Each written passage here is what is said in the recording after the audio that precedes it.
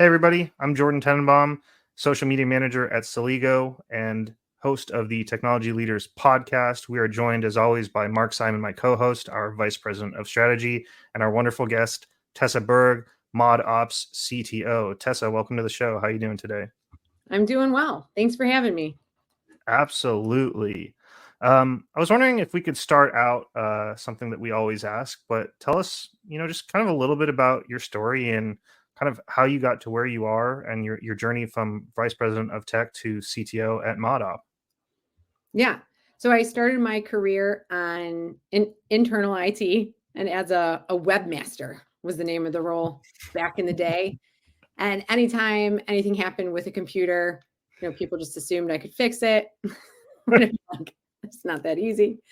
But I really got curious about why we were spending so much time in bug fixes and redoing software at one of my first jobs. And so I was low man on the totem pole, really responsible for what was called patch delivery systems and desktop support. But these conversations where marketing would ask for a feature and then development never seemed to get it right, and then we had to go back to testing, I just became fascinated by that. Why is this such a problem? And being young and naive, I thought, well, I could probably do a better job explaining these requirements. And so I applied to an advertising agency out of the IT department back in my hometown of Cleveland. And someone took a chance and hired me as an account coordinator. And it was a fascinating 2 years experience, which is about how long I lasted in a brand agency. And I really grew to appreciate user data. And so from there, I went back into more of a developer role, but really focused on SEO, was an early user of AdWords. And that was my foray into the marketing tech stack and finding that intersection of what's most important. And what I learned from the brand agency is the customer experience first. If you can nail down what motivates people and how to engage them in a valuable way, then the tech underneath is meant to be in service of that. And what I found at the next couple of roles, I led marketing. I worked at a couple of software startups and was a product manager, and for headless systems and platforms without UIs, where user intent and how to serve the user is still about experience, but in a much different way and much more your user is different. And then after my last startup sold, there was an opportunity to become a partner at a marketing company. And they were doing a lot of cool stuff in traditional marketing, but they had a client who really wanted to explore that intersection of what tech could do to accelerate their commercial business. And that company was called Tenlo. We were acquired by Mod Op and moved from the VP to CTO role kind of reluctantly. This was actually the second time in my career I'd been offered a position as CTO. It wasn't like a path I saw for myself necessarily. But I think where CTOs play a really important role in marketing today, and even if there are CTOs who aren't at marketing companies, it's extremely important to partner across disciplines and create almost a framework for how do we align on our users and metrics of success at the beginning, and then think about what's the data strategy behind that next. I think that marketers have always naturally been data-driven. It's why I'm fascinated and love marketing as a practice, is because they respect data, but they respect it in forms like reporting and results. And what tech can bring and what people with data science backgrounds and computer science backgrounds can bring is, if we understand the end goal first, we can reverse engineer on getting the right data through your experiences in your campaigns to make those reports and results richer. So that's sort of the role I've played throughout my career, is sitting between those two departments, being that bridge. And then now as the CTO, it's really about looking at how do we lean in to AI and ML in that same spirit. Where is it a tool for us? What is the type of data that we need to produce higher quality, more productive results? And then how do we begin to educate and scale that across the business and for our clients? That's cool. That's great. That's really interesting, Tessa. And I think a CTO role, a CTO, and the way you described it is, it shows how it presents differently in different types of businesses. And I think that's really intriguing. I think it's often hard for people to understand really what a CTO is or what it can be, because I think there's because as soon as you move out of the realm of, say, a product company, like a full like software company, there's a lot of questions like, oh, what does a CTO really do? How is that different from a CIO? What's the value of that? Are you sort of just keeping the lights on and the trains running on time, or is it transforming the business? And if I heard correctly, what Mod Op is really taking a different, like they're taking the focus of using that role, and you're using that role to transform the business, to be more of a business first and technology second. Am I kind of understanding that correctly? Yes. I would say, it was the other time it was at a software startup where I considered being a CTO. Yeah. And you're absolutely right. It's very different. And that would have been because I was a part of the product development. I knew how this software worked. We took it, we replatformed everything, did a new MVP and scaled it. And so it's like, well, you developed it. And so now you're the CTO. Where at Mod Op, it's like all of our clients, we are a service consulting company. Mm-hmm. They all have their own tech stacks. Our job is to say, how are they going to get the most value out of that tech stack to meet this objective? And we're talking to the marketing folks. So I need to get more customers. I need to sell more product. I need more leads. I need more conversions. It's very different than you are the CTO to build confidence that what's in our stack is going to make most use of their stack and empower them to do work on their side in parallel.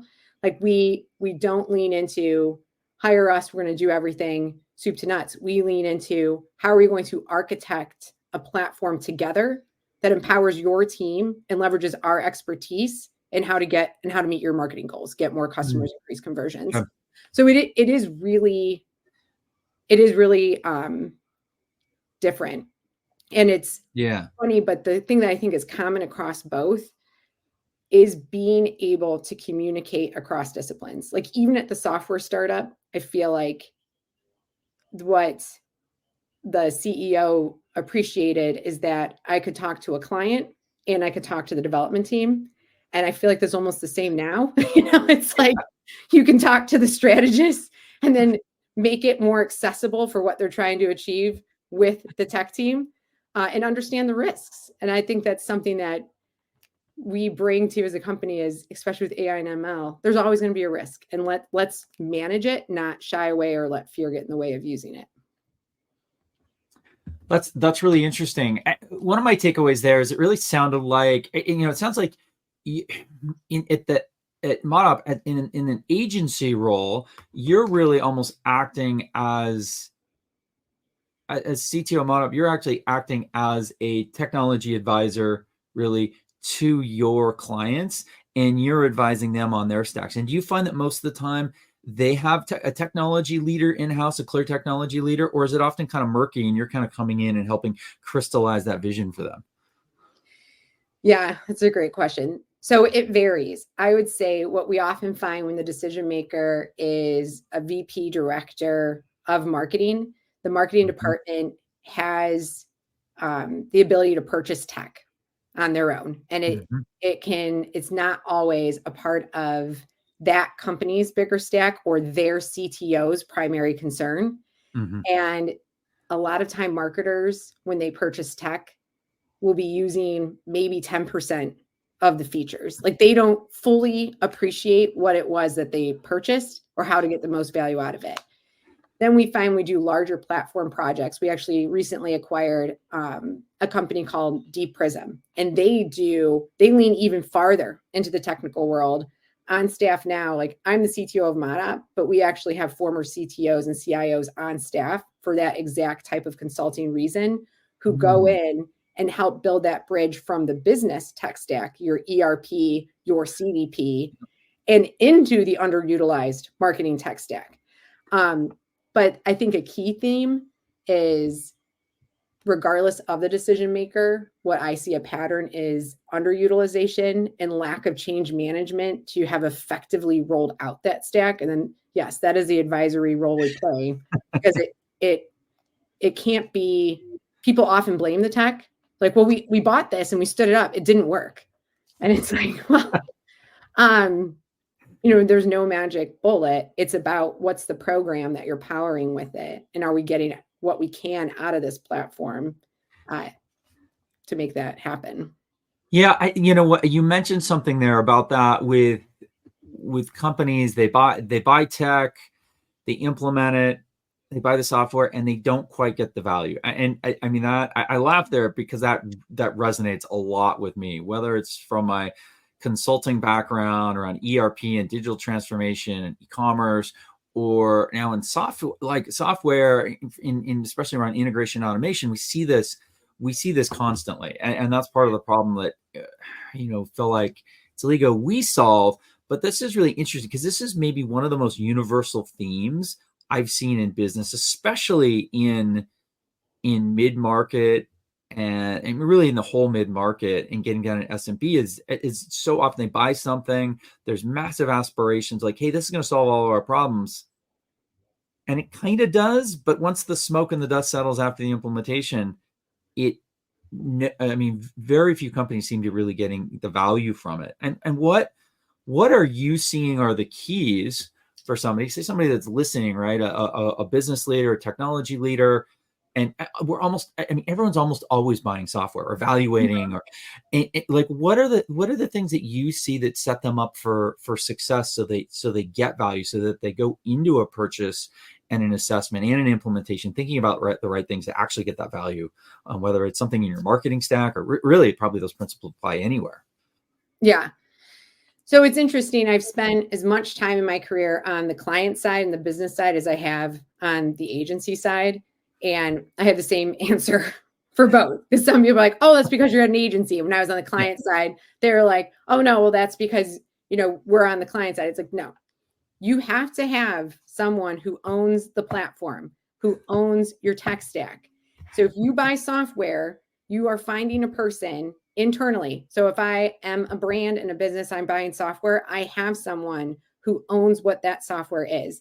So that if you have a consultant come in, let's say it's us, we are helping you create a plan. We have a person who's going to help with the training, change management, and measurement.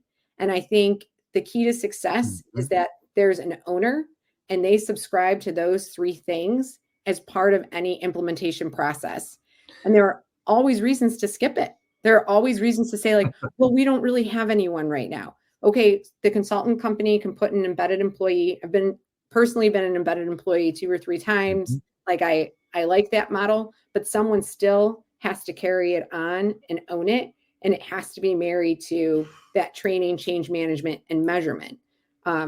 So I think I would say those words a lot in any project, but if you're not doing that, then the product won't stick. The process won't stick. Tech serves people and process. So you need people and process. I mean, that's absolutely fantastic answer, because I couldn't possibly agree with that more. In my same experience across hundreds of clients, I saw the same thing over and over again. And I think what you're talking about is maybe what I see is the absolute number one reason that I've seen ERP projects fail. I've seen e-commerce implementations fail. I've seen digital marketing initiatives fail. Or often they work when they go live and they're released, but they fail to meet business initiatives, the business's goals long term, or they even fail before they and some of them fail before they get launched. And when they do, every single time, I've seen it come down to a lack of an owner, whether it's someone that has owned it explicitly, but they didn't have the bandwidth or the right experience to devote to it, or that didn't really have an owner. And a consulting firm and a third party can take ownership for a while, but unless there's an explicit designation of ownership to a third party and say, okay, you're going to be our fractional CIO to own this system, or you're going to be the fractional tech stack owner in the marketing department, and it's crystal clear who that is, and it's a third party, which it very rarely is. I've just seen that over, dozens and dozens of times where things have kind of, they start to get rough, and it's like, oh, who's the owner? You look around and nobody is.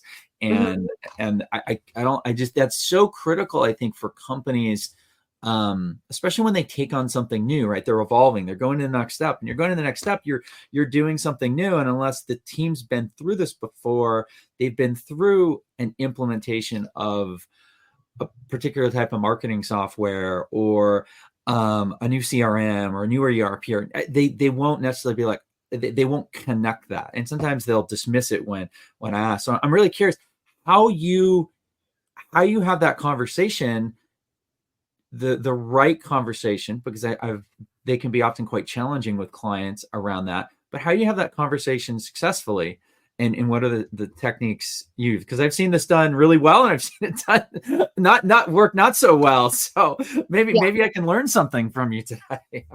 Man, I don't know. Well, maybe at Celigo, you don't have the type of sales teams that I've worked with. So maybe you don't have this problem, but there are some universal things about sales teams. And I can say I spent a lot of time working with our sales, and I'll roll up and I don't consider myself a salesperson, but certainly have been there, very embedded. So I think there's just some universal truths kind of hold across companies when it comes to sales. So.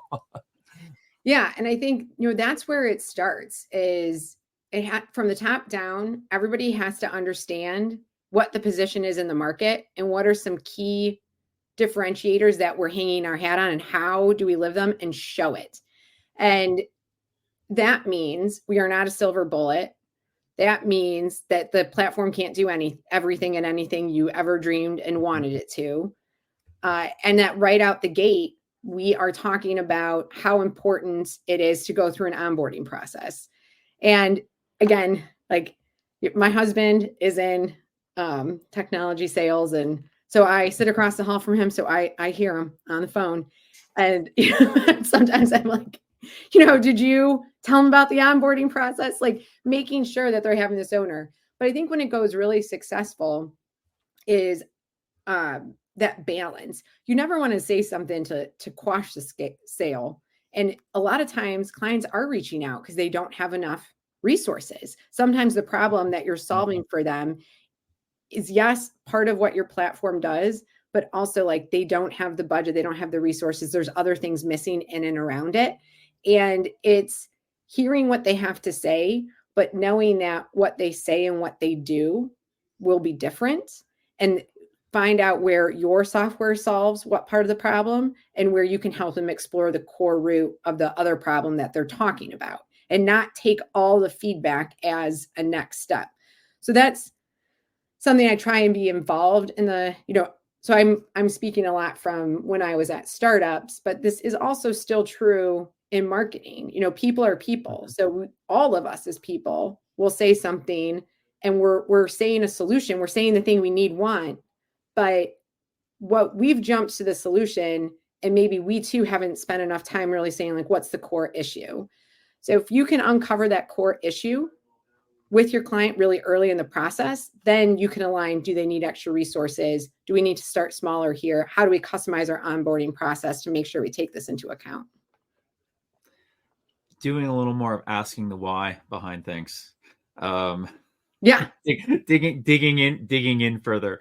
Yeah, I definitely agree with that. And that's, that's something we've done a lot with actually our sales team. And I've done this in the past at other organizations, is really trying to drive them to just understand the customer better, like understand your customer. Mm-hmm. Someone will show up and say, hey, I want to buy X, or I want you to, in consulting, hey, can you build this for me? And they, to use an apples and oranges analogy, they'll show up and say, hey, I want you to build me an orange, or you have an orange, I want to buy your orange. But unless you ask the why do you want to buy that? Mm-hmm. what are your, okay. Well, why do you want to do that? And ultimately you kind of get to these high level business goals. You kind of peel back the layers a little bit. I think what I've found over and over again is you often realize that they're asking for an orange, or sometimes you jump to a conclusion saying, oh, the solution to this is an orange, but they really need an apple. They just may have never seen an apple before. Right. It's right. They need something else similar, but different. And so it's presented. And if you just jump too far ahead, okay, we got a solution. Everybody gets excited because you can say, oh, we can do that. We've built these before. We've done that. Our product does that. And sometimes I've seen the best things you can do is really just slow down that sales process. Like you end up slowing it down, but you create you end up with a relationship. You create the relationship. You kind of shift that relationship, become an advisor instead of an organization is advising instead of selling now. And it becomes really, truly consultative. And I think that gets missed a lot, especially in SaaS sales, because the solutions tend to be so precise. There's so many SaaS companies out there that sell something that's in this very narrow lane. And there's more and more of these things in this narrow lane.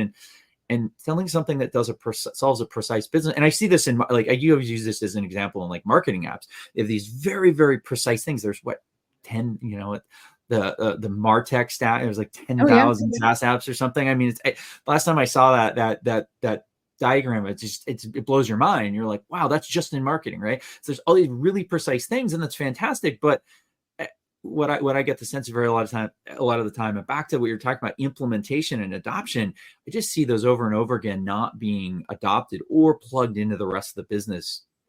Sometimes, not very well, but not at all. And I think that's the biggest barrier to getting the value out of that is, okay, do you understand the customer? Are they making sure they're buying the right thing? And then is it really fitting into their business? And are you helping to fit it in? And I think that's kind of like I see that as a big next step for a lot of companies in getting, changing how tools and solutions are really being used these days.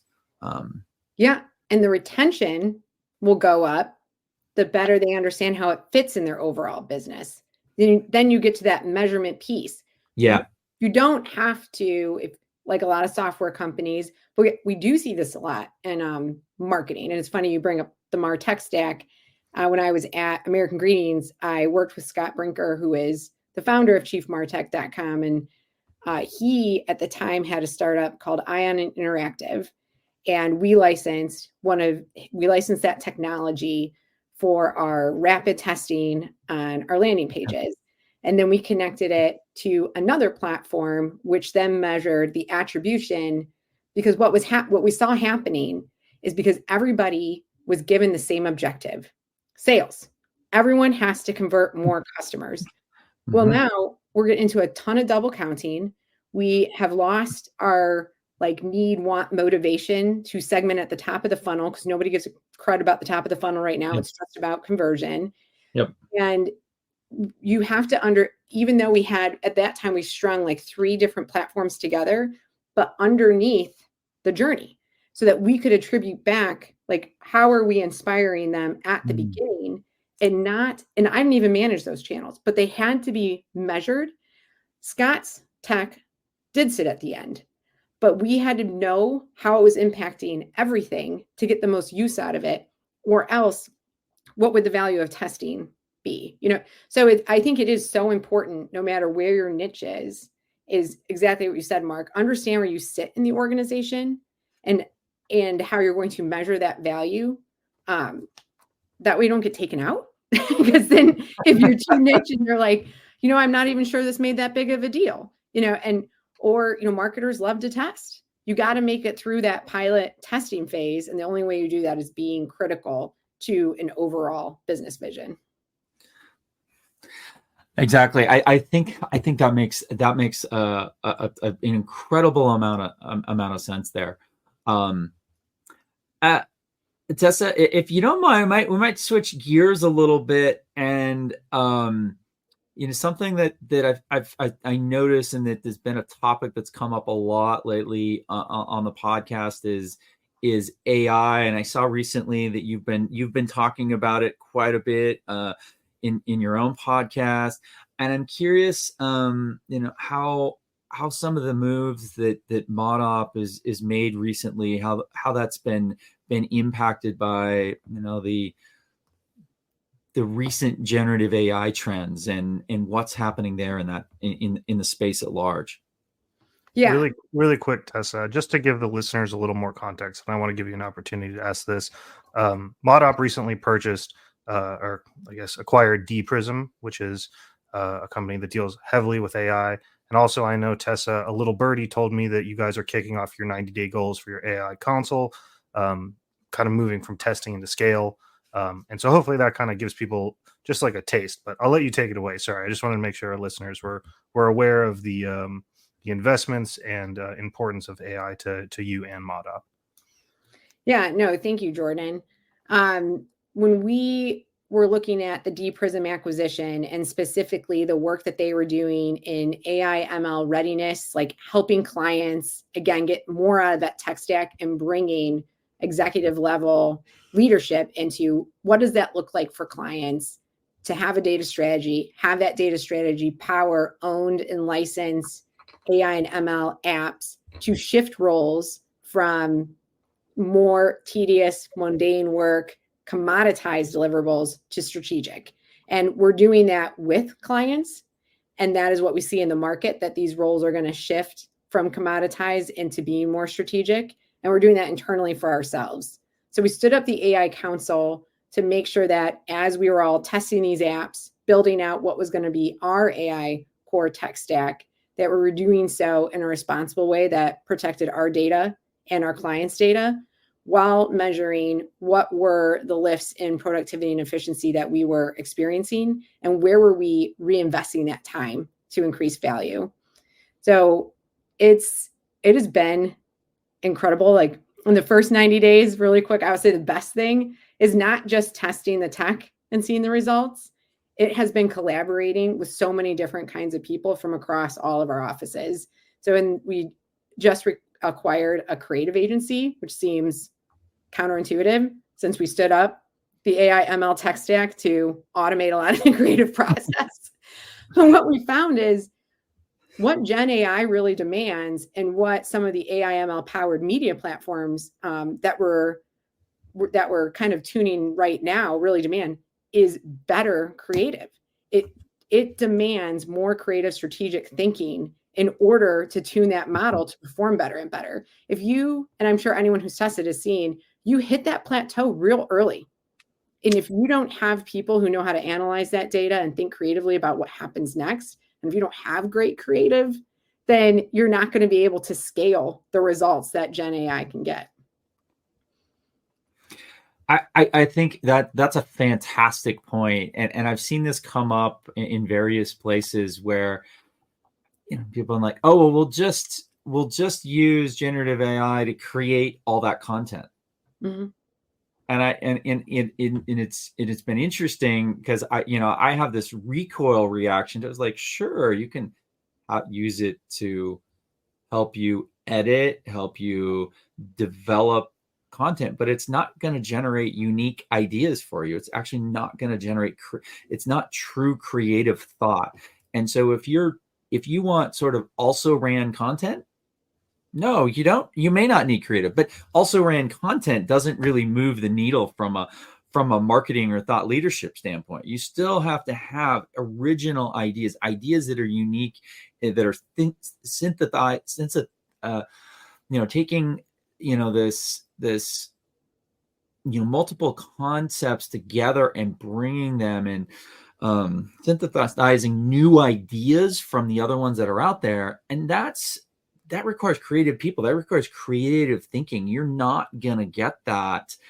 Generative AI, and from what I've seen repeatedly, it's not going to give you that. It'll help the process. It'll move it faster. It'll take a lot of the labor out of it, the sort of grunt work. But what I found is it focuses so that it almost like, because you can do more, you need great thinking, creative thinking, strategic thinking, even more. It's even more important. Because it just puts a focus on that. Because if you don't, it just generates stuff, and it doesn't create the high quality that you really need to differentiate. Yeah, I agree. Some of my favorite use cases have come from the creative department themselves. And now when they're concepting and coming up with these campaign plans, is literally asking ChatGPT for different perspectives, saying, putting themselves in the competitor's shoes. You can prompt it to take all these different viewpoints to push the creative farther, or version it out. Give a few more different versions. Now, granted, you don't want to get into the give your client way too many choices and then you have paralysis problem. But what I love that it has pushed creativity, that it's pushing quality, because I feel like, Mark, what you were saying is so true. If you're just doing the Me Too content, it reminds me a lot of like when Meta first came out with the forms inside of social media. I remember looking at some of those first campaign results coming in, and you're getting a lot of form fills and it's all crap. It's like if your goal is just get form fills, then yeah, great, put that there. Put a contest, have everyone sign up. None of those people are your customers. But if you want to get more customers, then pair your data with a generative AI application and really center it on the data you're getting, like your CDP. What is going to respond most? How am I going to get the highest quality? Because it's not about the quantity. It's about using Gen AI to get the highest quality inside of your campaign. And it does require more versions. And generative AI can handle editing, versioning faster because you're tuning a machine. And I think you hit on something. You hit on a lot of great points, but the last one there is that it's an accelerator for what people are doing, but it's not replacing it. It's like a, and there's these co-pilot words being thrown out a lot in AI, and I think it's a pretty good analogy, because it's not replacing someone. It's sort of putting on a superhero suit, if you will. It's like it's enhancing people's capabilities. And I think that's where the potential is. I'd love to go back a little bit. When we first started talking about the AI, you mentioned something at the beginning that I think is super important and is coming up. I'm finding it coming up in a lot of conversations with customers and partners right now. And you mentioned the concept of AI and ML readiness. Because I see a lot of business leaders out there, a lot of technology leaders, particularly technology leaders, are in organizations that, particularly if they're not, the company doesn't necessarily lead with tech. It's not a competitive differentiator for them already. So, but now what I'm seeing is a lot of tech leaders under pressure from their CEO, from the board, from the whole organization, let alone, I mean, my 97-year-old grandmother's asked me about AI. So, like everybody's like, oh, are you using that? And I see these tech leaders being under this pressure, like, hey, how are we using it? What are we going to do? And yet, fundamentally, the business probably isn't ready. And I'm curious what you're seeing, and you kind of hit on it already, but I want to go into that a little more. What are the foundational things that you think a company needs to do to really be ready to take advantage of it? Yeah. So one thing that is a universal truth is that it has to come from the top down. The CEO can't say the CTO is going to figure it out, or the tech team's got that, or we have a CIO and we're going to do something with data. It has to be specific to what does differentiate that business. I think that some CEOs jump to, we're going to create our own blah. We're going to do this moonshot project. Some are like, well, we already got a bunch of data, and so we're going to start with the bunch of data. But where you have to start, and what the Mod Op consulting practice does, is at the top. What is our core objective, metrics of success, or what is our big challenge? And you got to do that gap to where it is going to differentiate your business, because that is what AI and ML has the power to do. But the big step that I see a lot of people skip is first baselining where you're at from a data infrastructure, what tech you already have in your stack there. And it's fine. And it's, on one hand, it's great that so many people jumped in and started testing. On the other side, again, like you have to say, all right, what's in our tech stack? Not all data is created equal. Not all data is valuable. And some data that's the least valuable is actually just names and email addresses. So, depending on what you want to do, like, what do you actually know about your customer? If you don't know that, what do you have to start engage with them differently in order to have a truly strong data strategy that will differentiate your AI and ML within your business. But I think that when you do a readiness assessment, it sets you up to start and end in a way that you can measure more productively. Like when you don't start with those clean lanes of why are we doing this? Back to what you were saying, why are we doing this? And it comes down from the top and it's paired with training, management, and measurement. Then what happens is people just keep testing. And I hear that a lot is like, well, I don't think we're going to keep testing. You don't have to keep testing. Like if you have not yet landed on a data strategy, not to say that people are behind, but the data you have and how you understand your customers is the currency to success for AI and ML. So that's what the readiness is all about. It's like, let's start on something that is sustainable and that no matter what apps you have or what you build, you are going to have an asset that is going to continue to help grow your business. Yeah, I think that is such a key thing, that data strategy having good is the foundation of the foundation of AI ultimately is data. If you don't have good data, you're not going to have good output. And so as soon as you go beyond some what I always think of those sort of some of those sort of base accelerator or research activities, some of those sort of but when you really want to do, okay, if you say, I want to apply AI to the business and do something substantial and generate insights about my customer, or, really accelerators that'll be a competitive differentiator, it all comes down to good data. And I've seen that really repeatedly be the big thing holding back so many organizations that do want to do something. And it really holds, and these are things that really the company's held back already, right? It's not just because they want to use AI. It maybe puts it to a point, it's the latest thing, but getting that good data strategy, and really most often there's a business process problem underneath. The processes themselves, the systems underlying that aren't in a good shape.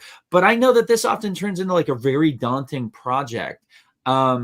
Tessa, do you believe that somebody, in order to go forward with this, does somebody have to proverbially boil the ocean, or can they start small or start in an area of the business and build momentum? What are your thoughts on that? No, yeah. So it varies. What I've seen work best and what we've seen work best at Mod Op is to start, with a pilot with a specific use case and prove out value. We have had a couple clients come to us and say, no, we're going to boil the ocean and say those words, or say, we're doing a blue ocean strategy. That is fine. But everything, I say fine reluctantly, only because even in that, you must pick a lane to start. And so you can see success early, or else it will get killed. So, you must pick an ocean. Yes, you must pick which ocean you're boiling. You got to pick a pond, or you got to pick an area to start. I can't. It's funny. I can't agree with you more there. I think that's so correct. And always, if you can find somewhere small to start, any of these automation, data-oriented initiatives, AI, they often kind of crumble under their own weight if you try to make it too big. There's too many hurdles. You start somewhere, and the companies that I've seen successful over and over again often start with very few resources, but they start small and they build, and then it's kind of like this. It's just gets this momentum over time because other parts of the organization then want to be part of it. And so it grows. It almost like in sometimes it's a very grassroots initiative until it gets some visibility in the executive team, and then they get behind it, and now you've got something. But that start small.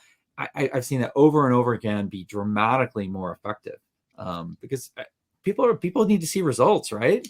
Yeah.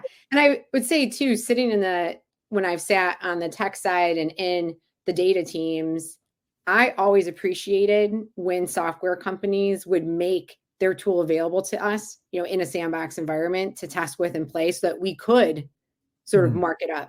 I don't know, does Celigo do that as part of its strategy? Do you try and engage the users directly to help sell up?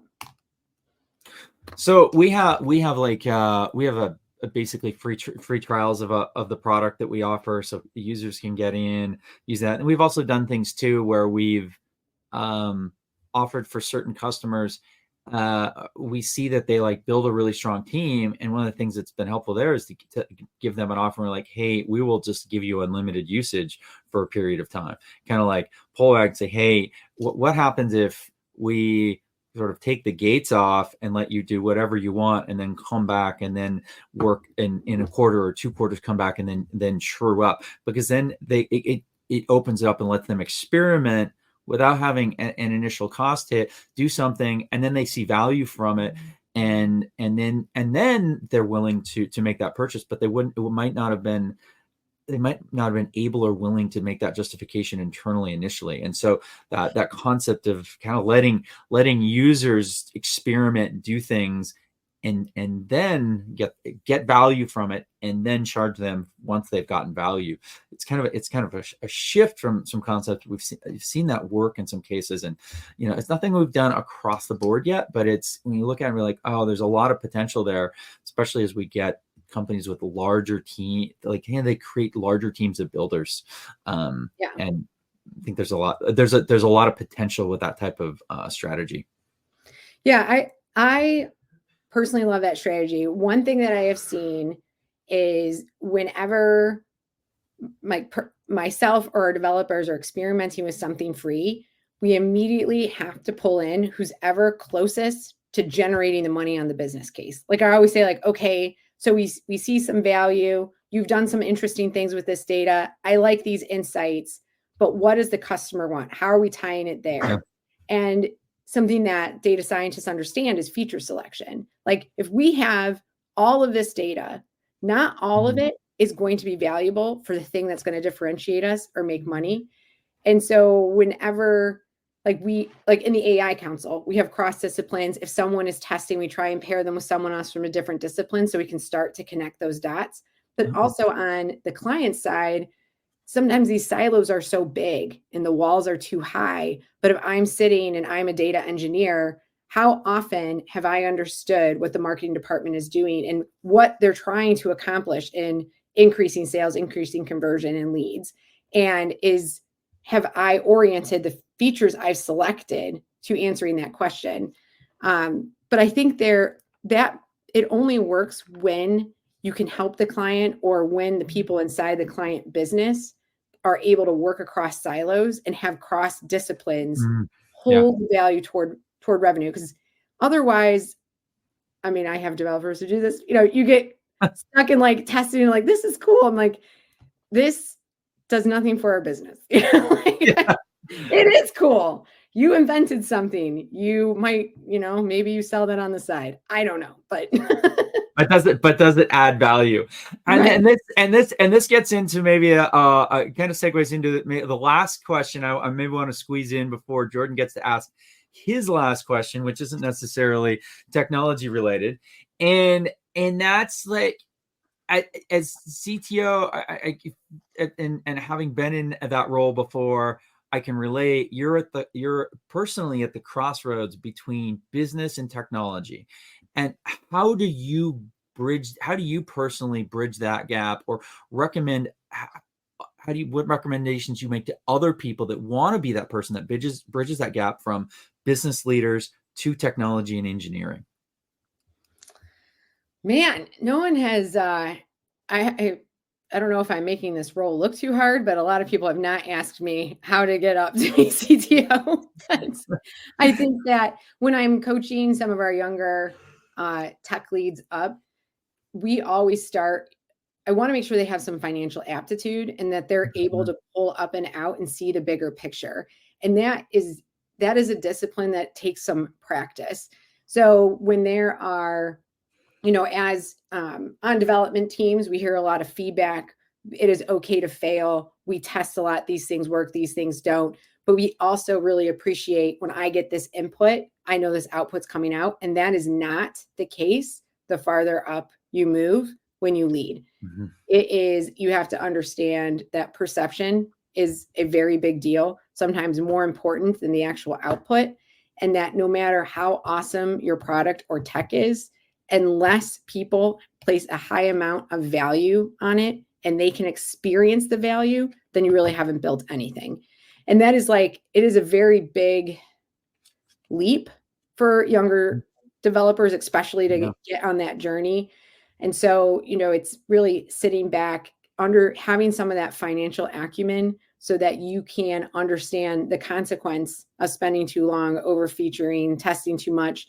You have to be able to see when are those moments that I need to pull in someone from a different discipline to give me feedback, when I need to move to prototype and put that prototype into market to gather more data, when I need to collaborate with product. Like, I see the path to becoming a CTO is you have to start showing early in your career that you are a bridge builder and that you know the moments to go over across that bridge to keep a project, to keep really anything, a data strategy moving forward.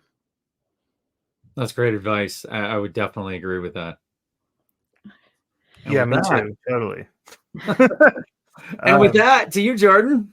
Well, thank you. Tessa, just before I jump into this final question, I know we're close to time. I just want to say, one, you've been a fantastic guest and just been an incredible speaker. So thank you for being a guest on the Technology Leaders podcast. The way that I like to close these is we got into the weeds. We were talking about some pretty intense and technical things, but I want to remind the listeners out there that Tessa is a real person and she has a life outside of work. So Tessa, if you could tell the listeners, what are your passions, hobbies, and interests? What do you care about outside of work? Yeah, I am a deeply passionate person that hasn't come through. Deeply passionate about the English Premier League. I still play soccer, lifelong soccer fanatic. Arsenal is my club.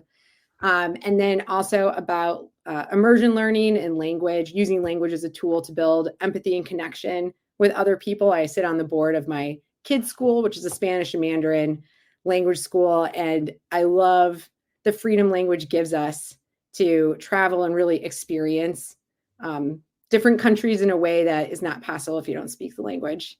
So those are love traveling, love eating. Food goes along with language. So. Well, you said traveling and eating, and as I always like to say, don't threaten me with a good time. Two of my favorites. Stick around for a second, Tessa, but to our listeners out there, thank you for joining us on this episode 21 of the Technology Leaders podcast. We'll see you in about 2 weeks. Bye, everybody. Thank you. Bye. Thank you.